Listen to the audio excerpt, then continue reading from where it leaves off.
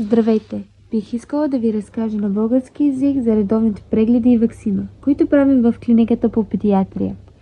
Те се наблюдават от здравната служба и те изпращат напомняне на родителите вкъщи, тъй като са задължителни.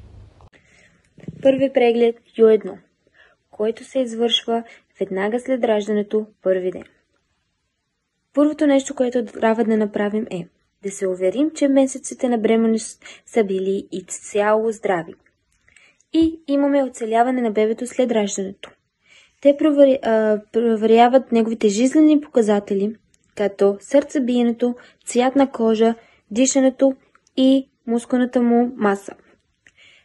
Също така те се измерват височината, теглото и обелката на главата му и му се дават 2 дози витамин К. Защото черният му дроб е все още малък и не е в състояние да произвежда достатъчно фактори за кръвносвиването днес.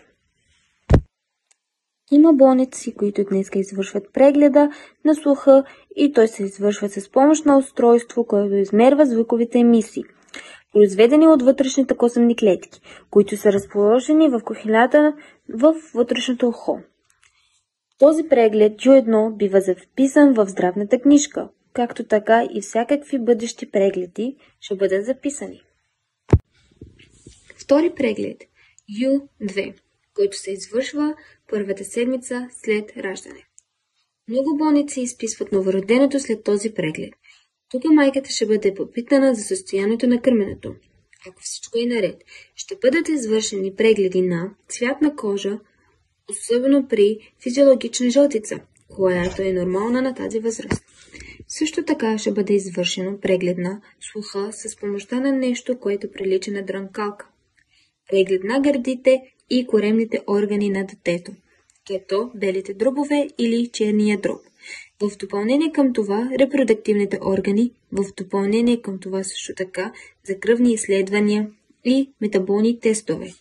Те правят снегография на тазобедрената става, което е ултразвуково изследване на тазобедрената става. Трети преглед Ю3, който се извършва на 30 дена. Родителите ще се записват час за детето, след като е навършил 1 месец. И пак ще му бъдат измервани височината, теглото и обиколката на главата. Ще се уверят дали начинът, по който пие мляко, е добре. Доктора ще го хване и ще го обърне по корем и ще гледа дали може да се държи главата горе за 3 секунди. Също така дали може да се държи ръката отворена и дали може да хваща неща с ръката си.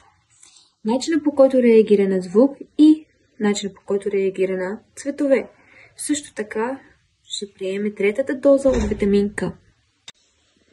Четвърти преглед Ю4 на 3 месеца. Тук се измерва ръста, теглото и обиколката на главата и се очаква да покаже социална усмивка от детето, като се изследват рефлексите на моро, фунтанелите на детето, черепът също така е изследван. Пети преглед Ю5 на 6 месеца. Тук се изследва физическото и психическото развитие на детето от последния преглед, като се измерва неговият ръст, тегло и обиколка на главата. Освен това, питат за сън, храносмилане и период на накикане на зъбите, също така преглед на зрението.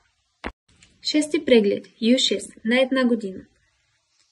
Доктор обяснява на семейството как да се грижат за зъбите и те очакват той да може да седи сам с равновесие. Те вършат и измерване на височината, теглото и обиколката на главата на детето. Ю7 на 2 години. Тук проверяват речника на детето, зъбите и костите на ръцете и краката му, за да се види дали се развиват правилно. Очакват детето да може да ходи самостоятелно и да изкачва стълбите, измерват височината, теглото и обиколката на главата му и проверяват зрението. Ю7А на 3 години. Допълнителен лист на родителите се дава с въпроси, свързани с съня на детето, социалният му живот, колко е привързан към майка си и отношение с непознати. Ю8 на 4 години. Тук се изследват неговите умения в движението и езикови умения. който означава, ще му покажем някоя снимка и ще тестваме неговите знания. Също така, неговите граматически умения в двойнствено и множествено число. Както така и тестваме неговата концентрация.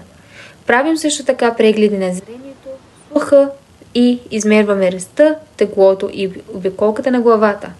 Като се очаква, че на тази възраст вече може да си носи дрехите самостоятелно. Ю-9 на 5 години.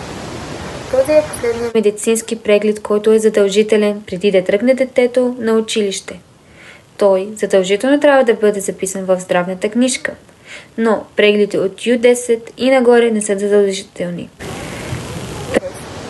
Ю9 теста. Правим неща подобни на Ю8. Като тестът се върти около въпроса, готов ли е детето да тръгне на училище.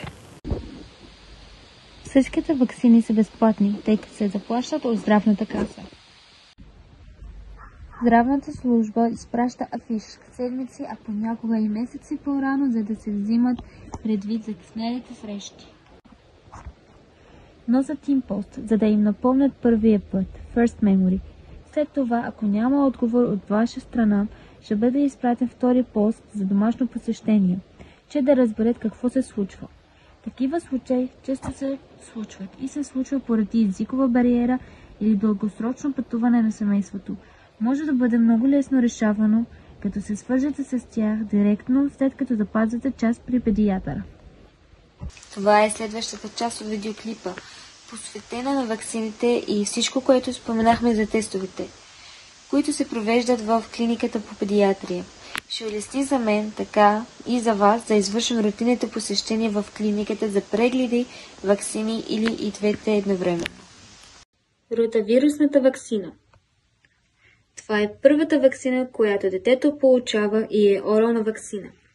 Детето взима 3 дози. Първата е след като навърши 6 седмици. И между всяка една от тези ваксини трябва да има интервал от 4 седмици. И трябва да бъде готов с всичките тях преди да навърши 8 месеца. 6-валентната ваксина. Това е една ваксина, която се прилага под мускула срещу 6 заболявания, които са заболяване на горните дихателни пътища, тетанус, магаришка кашлица, хемофилус, грип, хепатит и детски паралич. Тази ваксина спестява на детето 6 инжекции. Първата доза се дава след като е направил 2 месеца, а втората доза на 6 месеца с Ю5, а третата доза е на 11 месеца с Ю6. Пневмококовата ваксина, която е интрамускулна ваксина, която се прилага заедно с 6-валентната ваксина, което означава, че първата доза е на 2 месеца, а втората е на 6 месеца и третата доза е на 11 месеца. В случай, че семейството пропусне да вземе инжекцията на време, тя може да се взима преди навършене на 2 години или може да се откажем от ваксината и ще бъде върната. Тройната ваксина ММР, което е трибуквено съкращение за портит, морбил и рубеола, която е интрамускулна ваксина и единствената задължителна ваксина в Германия. Без нея детето не може да ходи на детска градина, училище, дори университет или работа. Задължителна ваксина срещу морбил. Първата доза е на 11 месеца, а втората доза е на 5 месеца. Ваксина срещу варицела.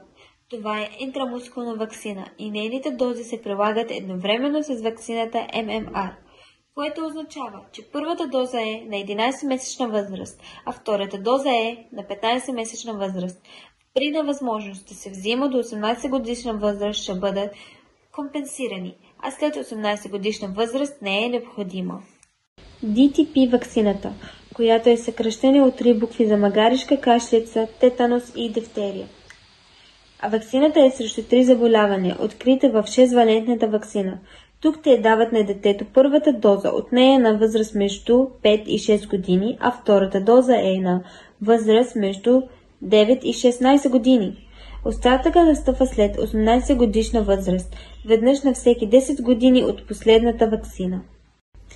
Ваксината срещу HPV, която е ваксина срещу вируса, причиняващ рак на маточната шийка. Тази ваксина предпазва, а не е лечение и е измислена за да предпазва от вируса, което е болест, предаван по полов път. и възможността от заразяване с вируса се увеличава при многобройни сексуални партньори. Като това се отнася така за мъжете, както и за жените, така че ваксината се препоръчва и за двата пола, на възраст от 9 до 17 години и то преди първия сексуален акт. Ваксината FSMA е срещу вируса, който причинява енцефалит. Принася се от кърлежи и е широко разпространен в Европа, така че тази ваксина се препоръчва. Особено след като заболяването има ваксина, но няма лечение, защото причинява неврологични нарушения. А ваксината е интрамускулна ваксина и се поставя на всички възрасти. Като се започне от едногодишна възраст, 3 дози стават както следва. Първата доза се поставя веднага, а втората след месец до 3 месеца, а третата доза се поставя след 9 до 12 месеца, след което идват поддържащите дози. Като първата поддържаща доза е на 3 години, след третата доза. След това на всеки 5 години по една доза до навършване на 50 годишна възраст. А след 50 годишна възраст по една доза на всеки 3 години. Ваксина за грип. Тази ваксина е препоръчителна за бременни жени и хора над 60 годишна възраст. Но също така се препоръчва за всички възрасти след навършване на 6 месеца и се провежда само веднъж годишно през есента. Ваксината срещу менингококи от рода Незерия се прилага в няколко разновидности. Менингокова ваксина Си, или известна като Найзвак, е еднодозова ваксина, която е възможна след навършване на 2 годишна възраст и е необходима бустерна доза. Ваксината Незерия менингококова B, известна като Бексор, е интрамускулна ваксина, която се поставя в 2 дози, като първата доза е възможна на 2-месечна възраст, а втората след 2 месеца, която е терапевтична ваксина за хора с слаб имунитет. Но тази ваксина не е включена в списъка за постоянната комисия по вакцинация, известна като СТИКО, което означава, че родителите взимат специална рецепта за ваксината от педиатъра. Попълват я в аптеката и я заплащат тук за правото на ваксина. А в деня на вакцинацията те заплащат по 25 евро за всяка доза. Като всички фактури могат да бъдат предоставени на здравната каса, която се възстановява изцяло, въпреки че тази ваксина все още се препоръчва за деца, които пътуват извън Германия.